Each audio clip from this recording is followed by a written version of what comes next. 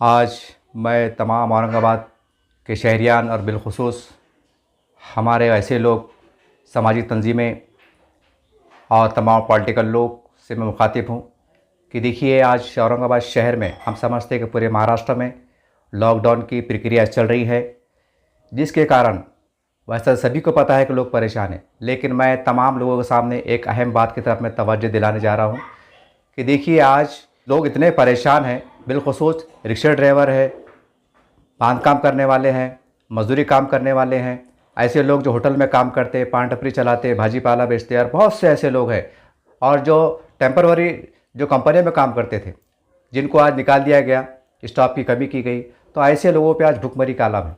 और बिलख़ुसूस ऐसा मुसलमान तबक़ा जो रमज़ान मुबारक के महीने में रोज़े रखता है, तो उनको आज सहरी में और इफ्तार की बेहद तकलीफ़ों का सामना है। मेरी तमाम मुसलमानों से और तमाम वो ऐसे लोग जो बिला लिहाज मिल्लत, तमाम ऐसे हिंदू संगठन और समाजी संगठन जो सिर्फ़ मानवता के लिए काम करते हैं, मैं उनको आवाज़ देने जा रहा हूँ कि देखिए, आज पूरे औरंगाबाद शहर में आप समझते हैं कि 115 वार्ड है और 115 वार्ड के अंदर 30% से अधिक लोग आज भुखमरी की कगार पे हैं। जैसा औरंगाबाद शहर में देखा है हमने पिछले लॉकडाउन में कि कई वार्डों में किचन सेंटर शुरू किए गए थे, जिसमें अल्तमज ग्रुप, किरायापड़े के अंदर रोशन ग्रुप, शाहबाजार का ग्रुप, उस्मानपुर का ग्रुप, ऐसे कई नौजवान सैकड़ों की संख्या में बच्चे लोगों ने जो तो किचन सेंटर शुरू किया गया था। और एक ये भी देखा गया था कि हर घर से 2-2 रोटी आ रही थी, कुछ सालन आ रहा था, एक जगह जमा हो रहा था और उस सेंटर पर आके ज़रूरतमंद लोग महल्ले के अपने अपने फैमिली के एतबार से, तादाद के एतबार से रोटी सालन लेके जा रहे थे। आज उसकी बेहद बेहद सख्त ज़रूरत है। मैं तमाम हमारे इस्लामी जमातें, जमात इस्लामी हिंद, जमीयत उलमा हिंद, अहले सुन्नत वल जमात और अहले हदीस और ऐसे सभी समाजी संगठनों से दरबंद अपील है कि देखिए, आप जो है तो हमने देखा है रमज़ान के महीने में कि आप सर्वे करते हैं, गरीबों तक पहुंचते हैं, उनको राशन किट देते हैं, सही है। लेकिन आप मान लीजिए उदाहरण के तौर पर कि आप 100 लोगों को किट देते थे, तो बेशक आपने 100 लोगों को किट दे चुके होंगे या आपके देने की तैयारी चल रही होंगी, इसमें कोई शक नहीं है। लेकिन मैं आपको तवज्जो दिलाना चाहता हूँ कि देखिए, आज मुस्लिम समाज का 40% तबका ऐसा है जो ज़कात के दायरे में आ गया है, जो ज़कात के दायरे में आ गया है, जो इस मोड़ पे आ गया है कि अगर कोई उसे कोई अनाज दे दे तो वो ले लेगा। लेकिन वो लोग कभी भीख नहीं मांगते, वो लोग कभी ज़कात नहीं मांगते, वो लोग किसी के आगे हाथ नहीं फैलाते। ये वो लोग हैं। और जो रिवायतन लोग हैं जो मांग लिया करते हैं कि हम परेशान हैं, हमें किट दो, हमें ज़कात के पैसे दो, ये पेशावर लोग, ये संख्या, ये तादाद अलग है। लेकिन मैं उन गयूर मुसलमानों की और गैरतमंद मुसलमानों की बात कर रहा हूँ कि जो आज मुफलिसी में बदहाल है। आज उनके पास सहर के लिए पैसे नहीं हैं, इफ्तार के लिए पैसे नहीं है। मेरा चश्मदीद वाक़या है, मैंने रोशनगढ़ पे देखा हूँ कि कुछ अफराद डेयरी वाले से दूध उधार मांग रहे थे। वो डेयरी वाले भी कहा था कि इसको उधार दे। तो अंदाज़ा लगाइए, मैंने खाली आपको एक मिसाल दिया हूँ कि वो डेयरी वाले ने दूध उनको उधार नहीं दिया। कितना दूध मांग रहा था, सिर्फ आधा लीटर दूध के शहरी को दो, बल्कि वो मजबूर था बेचारा, उन्होंने नहीं दिया, उसकी कोई गलती नहीं है। तो अंदाज़ा लगा लीजिए आपके पूरे औरंगाबाद शहर में जो हाथ मजदूर तबका है उनका क्या हाल हो रहा होगा। तो मेरी तमाम जमातों के ज़िम्मेदारान से अदबन गुजारिश है कि देखिए, आप ठीक है, आप राशन किट दे देंगे, लेकिन कई लोगों के पास जो है तो गैस को पैसे नहीं हैं। ऐसी मुख्तलिफ जो है तो परेशानियां हैं। अगर हम किचन सेंटर शुरू करते हैं और मेरा खुद का सर्वे रहा औरंगाबाद के अंदर, मैंने कई लोगों की रहनुमाई की और उनको बताया कि फ़ला फ़ला जगह जाइए, आपको राशन किट मिल जाएंगी। तो गैरत के मारे मुझे ये बात बताते हुए बेहद तकलीफ़ हो रही है, दुख हो रहा है कि कई हमारे सैकड़ों की संख्या में मुसलमान आज अन्ना लोगों से बैच से पैसे ले रहे हैं। कोई 1000 रुपये ले रहा है, कोई 2000 ले रहा है, कोई 5000 ले रहा है, कोई 10,000 रुपये ले रहा है। और क्यों ले रहा है पता है आपको? क्योंकि उनके पास राशन को पैसे नहीं हैं। मैंने उनसे कहा कि भाई, आप बैच से पैसा ले रहे, आप इंटरेस्ट से पैसा ले रहे, ये हराम है। जब ये हराम खाओगे तो आपका सहर कैसे कबूल होगा, आपका रोज़ा कैसे कबूल होगा, आपकी नमाज कैसे कबूल होंगी। तो उनकी भी आंखें नम हो गई थी, उनकी आंख से आंसू निकल गए थे। उन्होंने मुझसे कहा कि अंसारी साहब, ये किसी के घर पे चौखट पे दर दर खड़े रहना, चक्रा मारना, थैले ले आना, ये इससे हमको ऐसा लगता है कि हमारी ज़िल्लत हो रही है, हमारी बेइज्जती हो रही है। ऐसे भी गैरतमंद लोग हैं। बहुत तकलीफ़, समझ में नहीं आ रहा कि इस बात को मैं कैसा दोहराऊँ। मैं एक वाक़ई की तरफ तमाम जमातों को जो तो तवज्जो दिलाऊँ कि देखिए, हमने देखा है आज से 2-4 साल पहले आसाम के अंदर फिसादात हुए थे और सैकड़ों की संख्या में जो तादाद में मुसलमान जख्मी हुए थे और लातादाद उसमें जो है तो शहीद भी हुए थे। औरंगाबाद शहर ने देखा है, बल्कि महाराष्ट्र ने देखा है कि आज़ाद चौक से लेकर बुड्ढी लाइन अब तमाम मुस्लिम महल्ले जात में जमीयत उलमाए हिंद, जमात इस्लामी हिंद, अहले हदीस और तमाम समाजी संगठन लोगों ने रोड के किनारे माइक में आवाज़ देते हुए बोले थे कि देखिए चंदा डालिए। कुछ लोगों ने रुपया डाला था, किसी ने 100 रुपया डाला था, किसने कपड़े ला के दिए थे, किसने अनाज ला के दिया था, यहाँ तक कि दवाइयाँ ला के दी थी। और मैं समझता हूँ औरंगाबाद से 7 से ज़्यादा ट्रकें आसाम के लिए रवाना हुई थी। ये हाल ही का वाक़या है, कुछ ज़्यादा पुराना वाक़या नहीं है। आपने इसलिए रवाना किए थे कि वहाँ पर लोग मुसलमान बदहाल थे, परेशान थे, फिसाद का शिकार थे। तो देखिए वो भी एक परेशानी की शक्ल थी। आपने उनके घरों को जलते हुए देखा है, लेकिन आज मुसलमानों के आज चूल्हे बंद हैं। आज आपने उनके घरों को जलते देखा, उनके कारोबार को जलते देखा है। आज लॉकडाउन की वजह से पूरे कारोबार पैक है। जो जमाते के जिम्मेदारान हैं उनसे अदबन गुजारिश करता हूँ कि देखिए जहाँ मुस्लिम आबादी मेजॉरिटी में है और हमारे पास ऐसी आबादी भी है कि जहाँ पर हमारे दलित भाई, मराठा भाई, आदिवासी लोग भी मिलजुल के रहते हैं। ऐसे हालात में उनके तरफ तवज्जो करना, उनको भुखमरी से बचाना भी हमारी अखलाक की जिम्मेदारी है, क्योंकि हमारा मज़हब, हमारी तालीमात हमको वाज़ेह तौर से काम देती है कि हमें इंसानियत के लिए काम करना है। और आज वो वक्त आ चुका। लिहाजा मैं आपको बता दूं कि देखिए आज लोग जो बगैर सहरी का रोज़ा रख रहे हैं, क्योंकि बहुत से लोगों के पास इफ्तार को पैसे नहीं हैं। आज लोग बेहद परेशान हैं। आज लोग बचत गढ़ के ज़रिए से सूद और बैच से पैसा उठा रहे हैं, सिर्फ इसलिए कि हमारा रमज़ान अच्छे से निकल जाए। हम देखते हैं कि आप ज़कात अदा करते हैं, कि आपको पता है ज़कात क्या होती है? ज़कात हमारे मालों का एक मैल होता है। आप जो है तो ज़कात यानी कि आपका मैल उठा के आप दे रहे हैं और आप खुश हो जा रहे हैं कि हमने इस्लाम का बहुत बड़ा काम कर लिए, हमने रमज़ान में बहुत बड़ा काम कर लिए। जबकि अल्लाह फरमा रहा कि आप मेरी राह में पाकीज़ा माल खर्च करो। कि नारेगांव के अंदर एक मस्जिद का तामीरी काम चल रहा है और मुझे उसकी बात की पूरी इत्तला है, मैं जानता हूँ पूरे वाक़या को। तो एक हमारे औरंगाबाद के अंदर एक साहिब निसाब मुसलमान, अल्लाह उनको जज़ाए खैर दे, मैं उनकी बदगुमानी नहीं कर रहा हूँ, कि उन्होंने मस्जिद की तामीर के लिए 30 लाख रुपए डोनेशन देने का ऐलान किया और मस्जिद की तामीर के लिए उन्होंने अपनी एक ज़मीन बेच डाली। बहुत बड़ा प्लाट है, बहुत बड़े लोग हैं वो, उन्होंने 30 लाख डोनेशन दिया। मुझे इस पर एतराज़ नहीं है, बाकी बहुत बड़ा काम है, आप अल्लाह का घर बना रहे हैं। तो ऐसे औरंगाबाद में कितने मुसलमान हैं जिनकी प्रॉपर्टियाँ पड़ी हुई हैं, यानी कि आपने मस्जिद का नाम लिया तो आपने 30 लाख रुपये खर्च करे।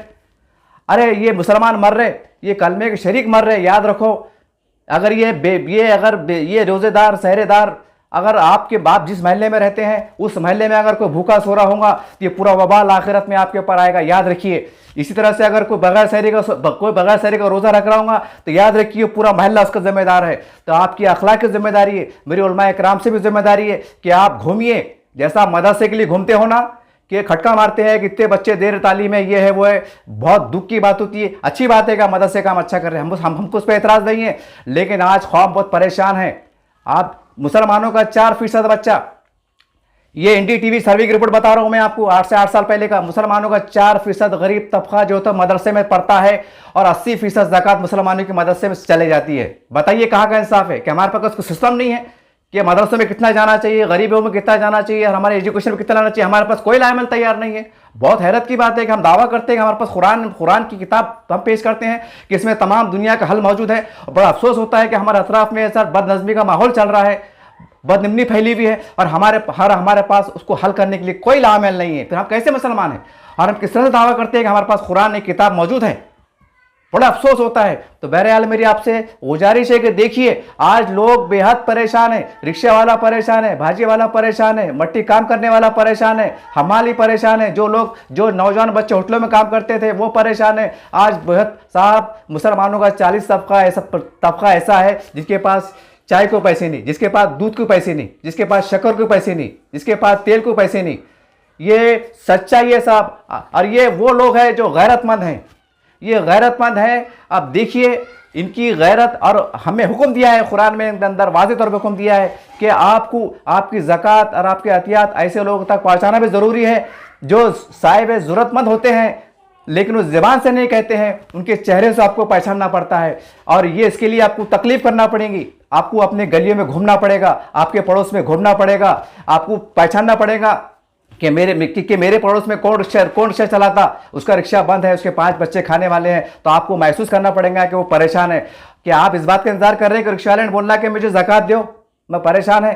क्या उन्हें अपनी गैरत का जनाजा निकालना कि उसमें हमारे पास कई गरीब गुरबा ऐसे हैं जो सैयद ख़ानदान से, कोई अंसारी ख़ानदान से, कोई पठान ख़ानदान से, पता नहीं कैसे कैसे अल्लाह ख़ानदान से रखते हैं। वो अपने अपने ख़ानदान की हमियत का और गैरत का एहसास करते हुए किसी के हाथ में फैलाते कि उनको डर लगता है कि हम अच्छे ख़ानदान से, हम अच्छे ख़ानदान से अगर हम हाथ फैला लेंगे तो हमारे ख़ानदान की बदनामी होंगी और बड़ी हैरत होंगी। मैंने कुछ लोग ऐसे भी देखा कि जिनके घर में जवान जवान बेटियाँ हैं, मैंने उनसे कहा कि आप जाइए, उनको नाम दिया फला फला सा के पास जाइए, आपको राशन किट मिल जाएंगे। उनका कहना था अंसारी साहब मेरे घर में 3 बेटियाँ हैं, अगर मैं ज़कात के पैसे लूँगा तो मेरे बेटियों के रिश्ते नहीं आएंगे।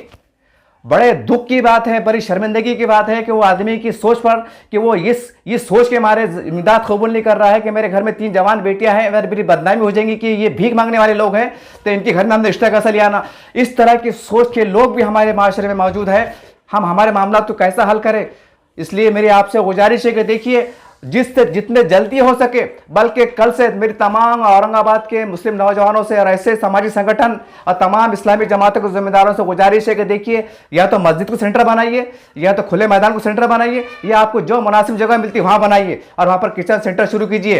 कई लोगों का कहना है कि हम फ्री में खाना नहीं लेंगे, उनका कहना है कि पैसा ज़कात का है और ज़कात के पैसों से हम नहीं लेंगे। ऐसे लोग भी हैं गैरतमंद, मैं सलाम करता हूं उनकी गैरत को। हमारे मुसलमानों में ऐसे गैरतमंद लोग हैं जो हमारे काम करते हैं लेकिन वो कहते हैं हमें ज़कात नहीं चाहिए। बहुत बड़ी बात है साहब। तो मेरी उनसे गुजारिश है कि ऐसे लोग, उन लोगों की तजवीज़ है कि अगर हमें खाना अगर कम कीमत में मिले, अगर रोटी 1 रुपये मिले, सालान अगर 5 रुपये मिले, यानी कि 20 रुपये में अगर उसके घर में अगर 5 अफराद हो तो उसकी अगर सहरी हो जाए, उसका इफ्तार हो जाए तो बहुत बड़ी बात है। तो हमको ऐसे मंडप लगाना होंगे, हमको ऐसे मंडप लगाना होंगे, सस्ती रोटी लगाना होगी, सस्ता सालन बेचना होगा ताकि हिकमत के साथ किसी गैरत को ठेस ना पहुंचे, उसको लगे कि मैं खरीद के ले रहा हूं। इस हिकमत के साथ हमें आगे बढ़ना पड़ेगा। और हमारे शहर के जो तमाम जो साहिब निसाब लोग हैं, ताजिर हजरात है, पॉलिटिकल हजरात है, कि देखिए आप आगे बढ़िए। जैसा आप सियासत के लिए आगे आते हो ना, आप खटखट मारते हो ना, आपको जब इलेक्शन आते हैं हमने देखा है कि पुराने ताल्लुकात याद आ जाते हैं। गलियों में जाते हैं जहां पर आप खड़े रहना पसंद नहीं करते, वहां बैठ के आप चाय पीते। कड़वी सच्चाई है साहब। मान लीजिए अगर अगर 2 महीने के पहले अगर इलेक्शन डिक्लेयर हो जाते महानगर पालिका के, मेरा दावा है कि औरंगाबाद के तमाम जो मुस्लिम वार्ड है उसके अंदर एक कैंडिडेट कम से कम 5 से 10 लाख खर्चा करता था, 50-50 लाख, 1-1 करोड़ तक खर्चा कर सकता था। ये औरंगाबाद में हमारे पास ऐसे लोग मौजूद हैं कि आज वो लोग जो लाखों रुपया खर्चा करने वाले, 1 करोड़ 2 करोड़ खर्चा करने वाले जो कैंडिडेट आज औरंगाबाद में मौजूद है, हमने देखा है जब तमाम जो सियासी पार्टी के कायदीन जब आते हैं औरंगाबाद के अंदर, जो उनके स्टेज जब सजाए जाते हैं तो 5 लाख 6 लाख 7 लाख खर्च होते हैं साहब। ये सच्चाई है, ये सच्चाई हमने देखा है राम मंदिर के पास, हमने देखा है आमखास मैदान में, हमने देखा है चिगलठाने में, हमने देखा है राहुल नगर में, जहां पर स्टेज लगते हैं वहां साहब 3 लाख 5 लाख 10-10 लाख रुपए खर्चा होते हैं साहब। बड़ी हैरत की बात है, वो 10 लाख रुपए आते कहां से हैं? क्या जो कायदीन जो सियासी आते हैं वो अपने जेब से देते हैं क्या? नहीं, बल्कि उनके जो हामी हैं, उनके जो कार्यकर्ता है वो आपस में मिल बांट कर डोनेशन करते हैं, बांट लेते हैं और करते हैं, सिर्फ इसलिए कि हमारी क़यादत खुश हो जाए, सिर्फ इसलिए कि हमारा लीडर खुश हो जाए। तो आप दुनिया परस्ती के लिए इस कदर आगे चले जाते हैं और शपथ ले जाते हैं और बढ़ चढ़ के हिस्सा लेते हैं। कोई 1 लाख देता है, कोई 50,000 देता है, कोई 2 लाख देता है, और आज मुसलमान परेशान है। मैं आपको, मुझे शर्मिंदगी हो रही है साहब, लेकिन मैं क्या करूं, आपको बोलने पे मजबूर हूं कि आज गुर्बत के मारे कुछ मुस्लिम घराने जो मजदूर तबके से आते हैं, जो देहातों से शहर में रहने के लिए आए, ऐसे गरीब मुसलमान की कुछ घरों की बच्चियां जो तो गलत कामों पे है, इसलिए क्योंकि उनके पास किराए को देने को पैसे नहीं है, उनके पास इफ्तार को पैसे नहीं है साहब। मेरा सर्वे है, अगर मैं वीडियो वायरल कर दूं ना, मैंने शूट करके रखा हूं, तो पूरे औरंगाबाद की मुस्लिम क़यादत शर्मिंदा रहेगी, पूरी मजहबी क़यादत शर्मिंदा हो जाएंगे साहब। मेरे पास वीडियो है, लेकिन मैं इसलिए नहीं उसको वायरल कर रहा हूं कि मैं नहीं चाहता कि मैं अपनी गैरत, क्योंकि मैं खुद एक मुसलमान हूं, मैं नहीं चाहता कि मैं अपनी गैरत का जनाजा अपने हाथों से निकालूं।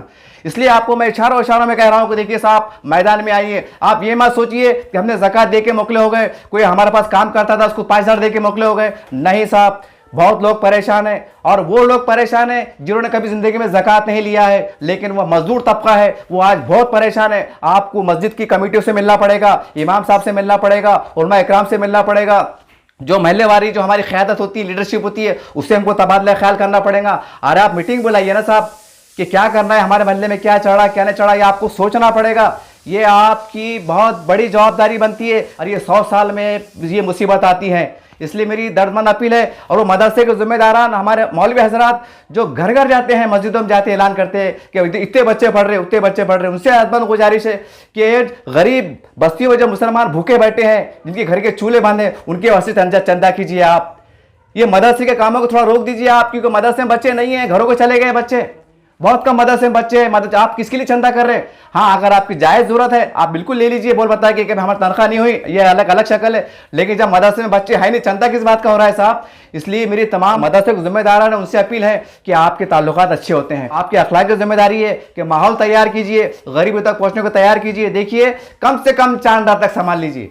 हो सकता है कि ये आपके नेक अमल से यकीनन ये हालात छट जाएंगे, बीमारी भी चले जाएंगी, हमारी तमाम मुसीबतें खत्म हो जाएंगी। इतना कह के मैं बात खत्म करता हूं और उम्मीद करता हूं कि औरंगाबाद के तमाम समाजी लोग, संगठन लोग, खासतौर से मैं नाम लेकर रहा हूं कि देखिए, रहमाने कॉलोनी में अल्तमश ग्रुप जिन्हें बहुत प्यारा काम किया था, इस तरह शरीफ कॉलोनी किराड़पड़े के अंदर रोशन ग्रुप जिन्होंने बहुत अच्छा काम किया था, शाह बाजार ग्रुप ने काम किया था, राहुल नगर में रेलवे स्टेशन ग्रुप ने काम किया था। यह ग्रुप को आगे आने की जरूरत है। इन तमाम नौजवानों को, मेरे दोस्तों को दावत दे रहा हूं, आवाज दे रहा हूं कि देखिए, आप आइए मैदान में, लोग बेहद परेशान हैं, आपके पास पूरी मालूमात है, आप सर्वे कीजिए, तमाम हकायक जो मैं कह रहा हूं वो सब सामने आ जाएंगे। इतना कह के अपनी बात खत्म करता हूं।